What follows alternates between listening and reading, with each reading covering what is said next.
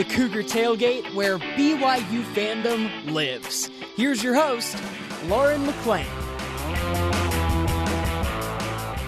What's up, everyone? We have another baseball-filled show with random facts you didn't even know you wanted to know.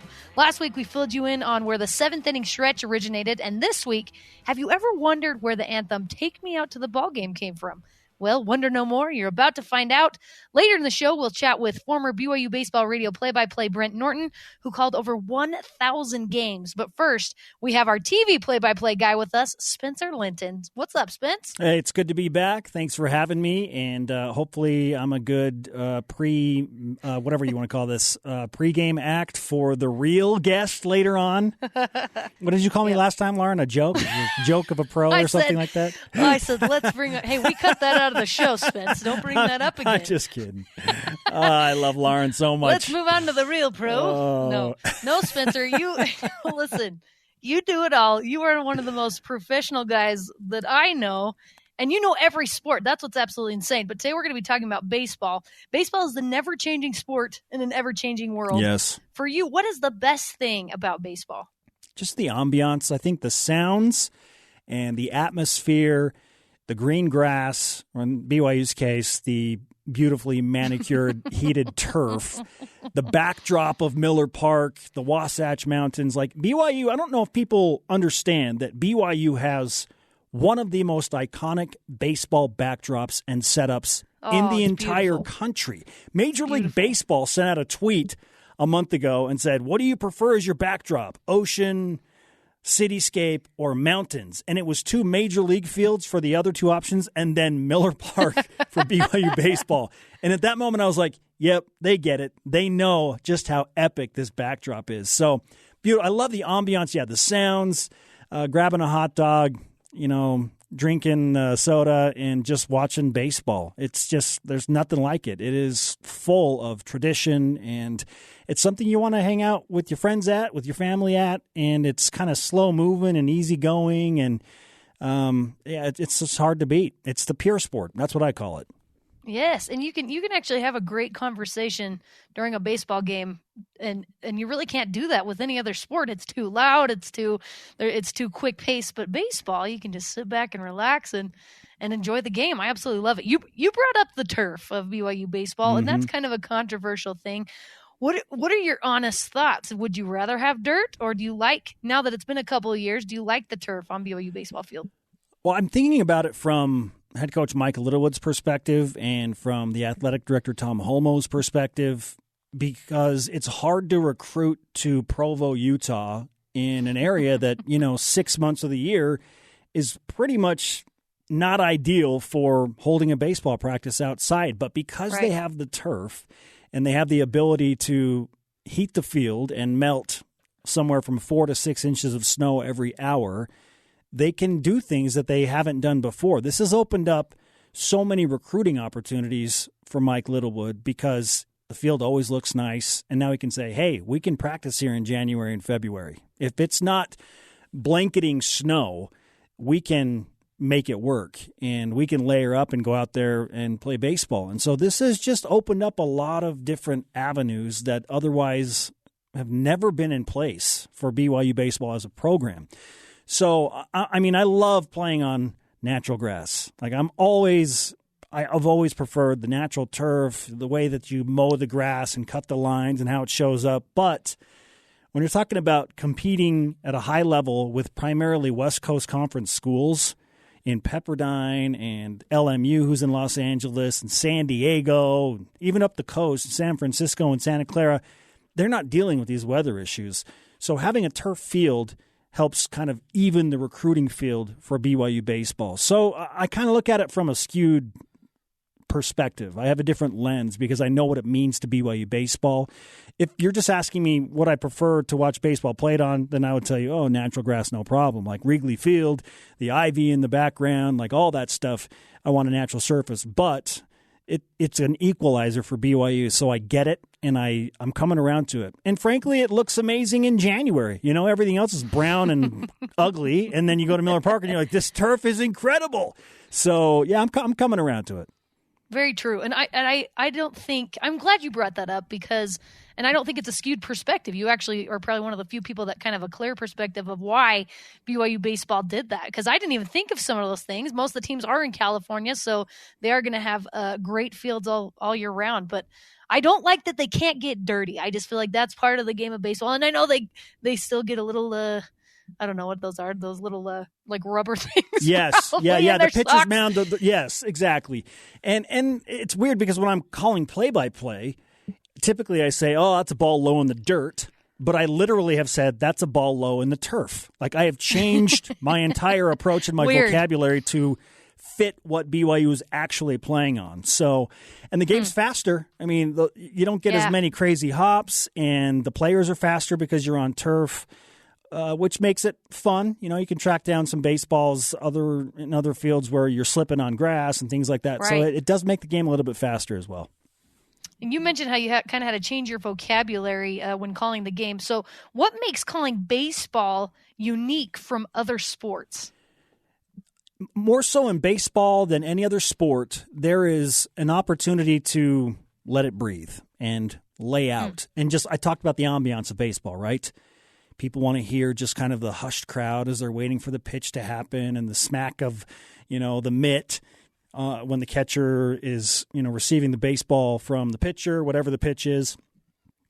There are these sounds, and you can just kind of let it soak in. So, especially in a pressure-packed moment, like if it's a one-run game in the ninth inning and BYU is, they've got 2 runners on, there's 1 out, and they need a run to tie the game or a base hit to potentially drive in the walk-off run, like you can just kind of lay out and let the game breathe. Like you set it up. Hey, runners on first and second, full count pitch to Mitch McIntyre, and then you just lay out and let the game play. And then when something happens, if he hits it or he fouls it off, like you obviously announce what's happening. But It's okay to have, what people feel like is dead air. But it's not dead air because people are enjoying just the natural ambiance and sound of the game, and they're feeling the pressure. Like it's in those moments you don't really want to talk. You just kind of want to watch. Like, oh, here we go. Right. So that is unique to baseball, is that there's a little bit more quiet time, and you don't have to be talking the entire broadcast. And people are okay with that silence. In fact, they appreciate it, kind of like you said. There are so many awesome traditions that come with baseball, too. Spencer, what's your favorite baseball tradition? Oh, man. I mean, you mentioned a couple of great ones. Like the 7th inning stretch is a lot of fun, and when I went to the Red Sox game for the first time, I think it's been about a decade since I went to Fenway Park for the first time, and stood up and sang Sweet Caroline in the 8th inning, I was like, this is the coolest thing ever. And I'm not a Red Sox fan. Like, I'm a Baltimore Orioles fan. They're a heated rival in the division. But, like, in the moment, you're just like, this is amazing. The songs that are associated with the game, Take Me Out to the Ball Game, that's a lot of fun. But for me, there is nothing that just beats eating a hot dog and watching baseball. Like in the park. Like I don't want to eat a hot dog when I'm watching it at home. I only want to do it when I'm in the actual park watching the game. Like I want the hot dog tastes better, the experience is better. So for me, it sounds a little silly, but like I like the concessions: popcorn, peanuts, hot dog. Watching baseball. I'm with you. Yeah, I'm with you. We need to do a whole nother segment on the random things that you eat at sporting events just because you're at a sporting event. How often things do you eat never shelled eat peanuts? Give me a bag of those shelled peanuts. Texas Roadhouse, maybe. Yes, exactly. Like maybe, but like I every baseball game I go to, I'm like, I want some shelled peanuts. When else do you want that in your life? And it's normal. It's never. It's totally really normal. Yeah, some Cracker Jacks. Only at a baseball game. I know, and it's so great. I love it. Well, you mentioned Take Me Out of the Ball Game. I know you're a guy that likes to sing, Spence. You have a wonderful voice. And you dabbled in the high school choir, if I'm not mistaken. Did you? I was in the madrigal choir. That I was. That is what I thought. First tenor, Lauren. First tenor. Whoa, Spence! My gosh, look at you. No, I believe it because I sing. You have a great voice. Take Me Out of the Ball Game is played during the 7th inning stretch at almost every MLB game. But did you know how it all began? And you probably do because you know a lot of things. Do you know how that started? I do not know that specific detail, so I am on pins and needles. Inform me, Lauren. Here it is. Here it was. The song was written in 1908 by Jack Norworth, a 29-year-old guy who was riding a subway to Manhattan, and apparently he looked out the window and saw a billboard that said, "Baseball today, Polo Grounds," and that inspired him to write the lyrics to Take Me Out to the Ballgame. It took him only 15 minutes to write the lyrics on a scrap of paper, and his composer friend Albert von Tilzer then added the melody, and neither of them had actually been to a major league game at the time, by the way. It was an instant hit and became the top song in the country for 7 weeks, and it was the most popular song of that year. What is interesting, I actually love this. If you read the actual lyrics, it's about a woman who is on a date and wants to go to a baseball game, which at the time was something only men did. So it's been considered a women's liberation song. And it was only played a few times at games up until 1976. So it was written in 1908, and then in 1976, Chicago announcer Harry Carey, remember him? Oh, yes. Spence? Harry Carey. I just remember the 2-1 to Dunston. Yeah. Harry Carey here. He occasionally would sing the song in the 7th inning, and an opening day in 76, Bill Veeck noticed fans were singing along with Carey, so he put a secret microphone in the broadcast booth the next day, and Carey started singing the song over the microphone. Love it. People joined in, and that's when fans started to sing the song every game. There you go. I love it. There's the backstory to Take Me Out to the Ball Game. Fantastic. And, of course, it was Harry Carey that started it, which is why it's still like the most prominent thing that happens at Chicago Cubs games. That's right. They're bringing all these guest people to sing it. Off tune, off pitch, just horrible voices. It doesn't matter. No, people don't care. They'll throw anybody up there if you're a little bit famous. The only thing I think of when I think of Harry Carey is Will Ferrell's impersonation. Yes. I can't hear the name Harry Carey without thinking of Will Ferrell. So if any of you guys are Harry Carey fans, do yourselves a favor. And if the mood was made of cheese, would you eat it? If the mood was made of prime ribs, would you eat it? Do you have mad cow disease? So random. I know. So great, though. Spencer, you are a wonderful human being. Thank you so much for being on here with me today. Hey, it's good to hang out for the baseball show. Thanks for having me on. You betcha. All right, coming up next, 30-year play-by-play guy for BYU Baseball, Brent Norton. He's a real pro, Lauren. He is. Let's go to the real pro and talk about his time at BYU and all things baseball. This is Cougar Tailgate.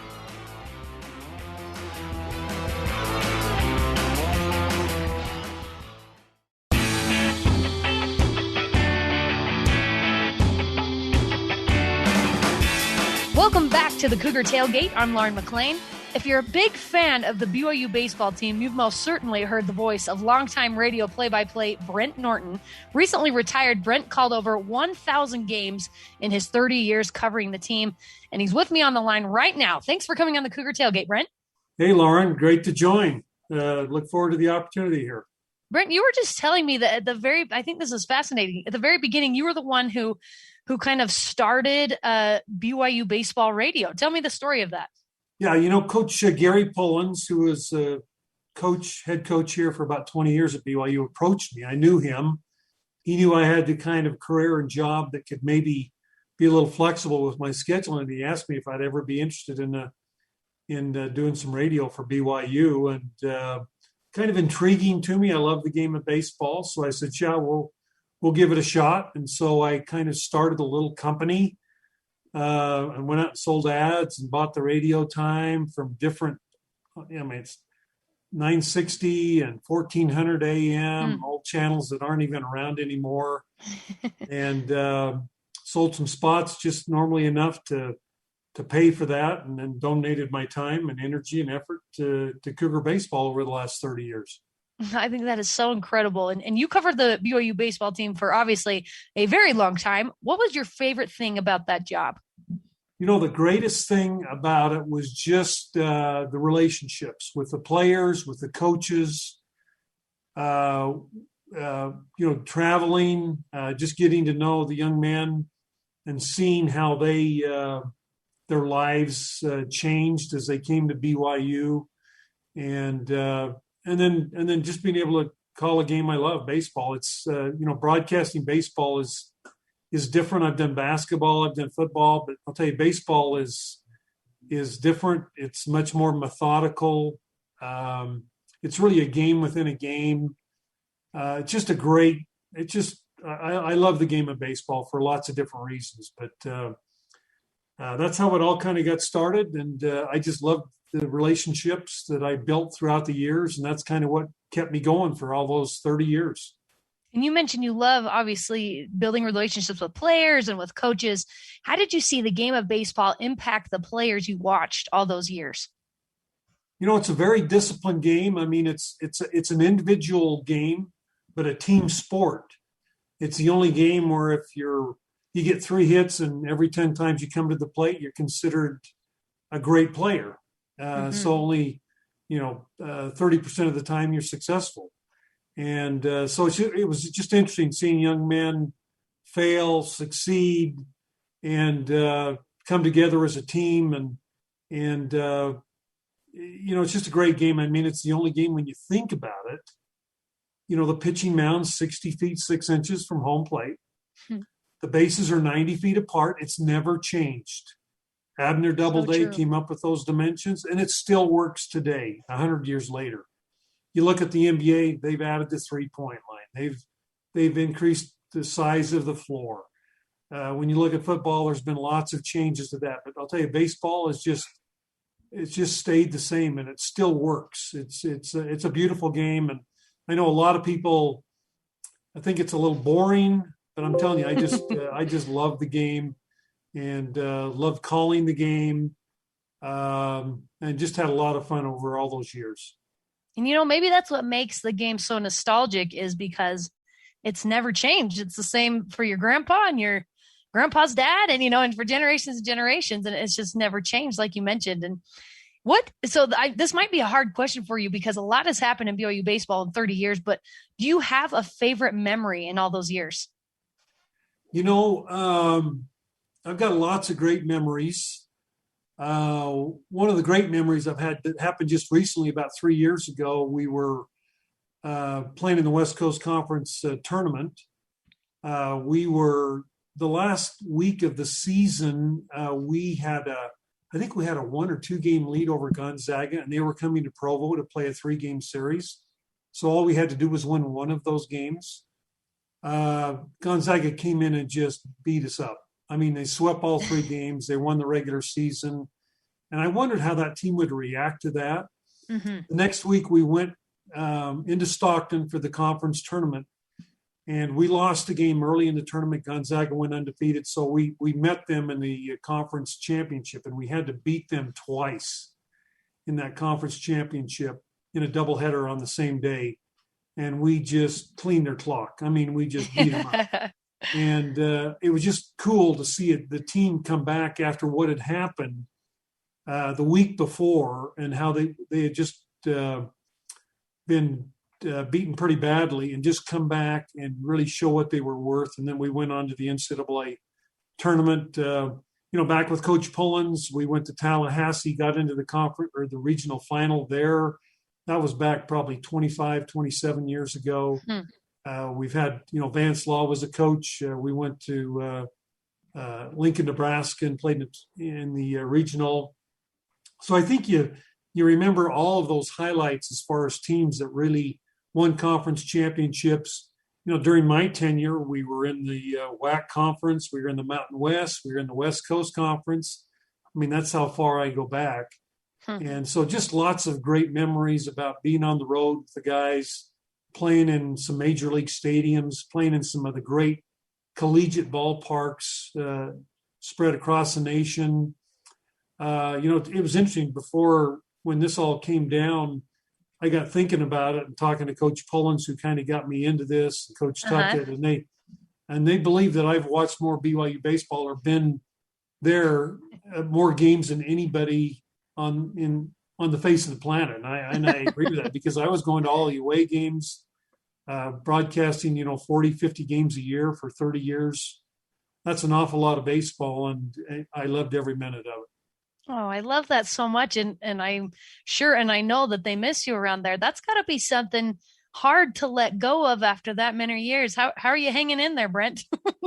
I'll have to admit, it's been tough. It's been really, really tough. I mean, my spring times are normally on the road. I think it's probably affected my wife more than anybody. She's not used to having me around. But it's been tough. I've listened to a couple of games. I've watched a couple of games, and I haven't been able to get over to the ballpark yet, but I plan on doing that. I'm sure as I'm sitting there, I'll be wanting to grab a microphone and start doing the play-by-play. But it's it's probably the right time. I mean, BYU Broadcasting decided that they kind of wanted to come in and do it, and that's fine. And I've got plenty of things going in my life. I've got 22 grandkids I'm trying to keep track of and keep up with all of their activities, and so it's a good thing. I really appreciated the great support that I got there at BYU, all the way from the administration. The coaches that were just unbelievably supportive of me, and I'll look at it as one of the real highlights of my life, being able to be involved with an institution that I graduated from, that I really love, and to be able to kind of give back and donate some time and some dollars, and hopefully help that baseball program over these last 30 years. I love that so much. And I know you've done so much for them. And I'm glad you have 22 grandkids. That's definitely going to keep you busy, I'm sure. I want to ask you a few fun questions here. So all those guys that you've watched, I'm not sure if they've done this for 30 years, but at least in recent memory for me, all the players have walkout songs. Have you ever thought about what would be your walkout song? Yeah, it's Put Me in Coach. What's the name of that? I'm ready. You know which one I'm talking about. I can't remember the guy's name right now that did it, but I went out and threw out the first pitch here a couple of weeks ago. They honored me and gave me a nice plaque with a jersey, and that was my walkout song. I'm not into some of this rap stuff or some of these things that are going on now, but I know they've all got walkout songs, and they love them. And sometimes if they get in a little bit of a slump, they'll change their walkout song, hoping that anything can turn it around. So that's a part of the game now, for sure. Yes. Hey, you didn't even hesitate to answer that. You've been thinking about that for a long time. Oh yeah, for sure. All right. So everyone, I feel like, has a favorite MLB team or player. Who was yours growing up that you looked up to? It's an interesting story. My brother, Chuck, served his mission in Oregon and Idaho, and he was Harmon Killebrew. You probably don't even remember him, but he played for the Minnesota Twins. He is in the Pro Baseball Hall of Fame, had over 600 home runs, and he actually baptized Harmon Killebrew. Oh my gosh, cool. And so that was my team, the Twins, and Harmon Killebrew, and it was mainly because of him. And I had a chance to meet him a couple of times, and but more recently, the LA Dodgers. And a lot of that was because of Vin Scully. My wife will tell the story that we would go to bed at night, and I would kind of have the radio with a bunch of static behind, trying to pick up Vin Scully and Dodger broadcasts. And I think that's kind of what got my interest in broadcasting, number one, baseball. But I just love the way he delivered the game. And I've been a Dodger guy probably for the last 20 years. So last year was a real good year for me. The Dodgers have won a world title in a long, long time. But they are my team. I watch them all the time. And I just love the game of baseball on any level, from my little grandkids, 5-6 years old, out there playing, all the way up to the major leagues. So, but I'm definitely a Dodger guy. You put so much time and dedication into the game and the sport of baseball. So obviously there's so much love there. How was that initially instilled in you when you were young, that love of baseball? I had 4 older brothers, and they were all pretty athletic. But I don't remember them playing on the baseball teams or anything, but I do remember them in the backyard of our house, just absolutely throwing pitch after pitch to me. And so I think that's what it was. I went to Provo High School, played for the state title in baseball all 3 years, won 2 of those 3. Was an integral part of that team. Also played basketball. That was back in the Giff Nielsen era, Brett Vroman. We won like 60 straight games during those 3 years. Oh, wow. So That's awesome. Athletics has always been a huge part of my life. And I've kind of transferred all that activity now to golf. But, I love baseball. I play football and I play basketball. And so it's always been a big part of my life. And I'd have to credit my brothers mainly for just kind of instilling that drive in me to take up the game and get better at it every day. You mentioned this a little bit earlier when you were talking about the players and how you see that game mold them. But what do you love most about the game of baseball?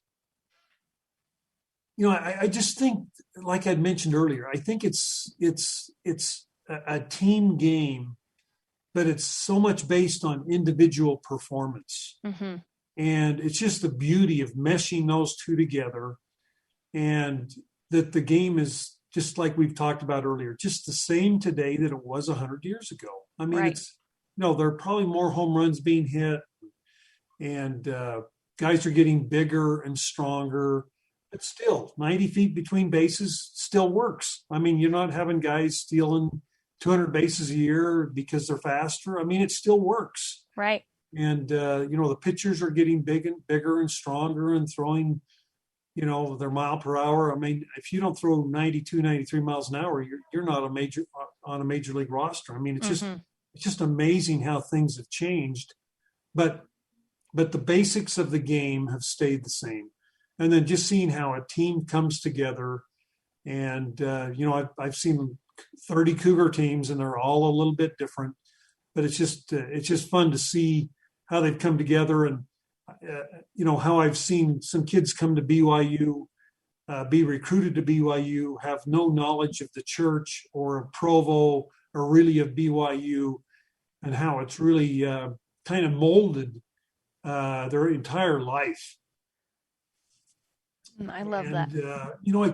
I hold those relationships really dear to my heart, and I keep those relationships alive, and it's just it's been a great run for me, and I've been giving back a lot more than I've given. So I've just been really grateful for the opportunity. Brent, you are fantastic. Brent Norton, former radio play-by-play for BYU Baseball, the guy that started it all. Thank you so much for taking the time with me today. I appreciate it. All right, you guys, good luck, and have fun on the show, and we'll look forward to tuning in. All right, take care, Brent. And that does it for us today, folks. Thanks again to Brent Norton and Spencer Linton for coming on the show with me. You can join the Cougar Tailgate virtually, of course, every Saturday at noon Mountain Time, or download, rate, and review our podcast on Apple, TuneIn, Stitcher, Spotify, or on BYURadio.org. This is Cougar Tailgate.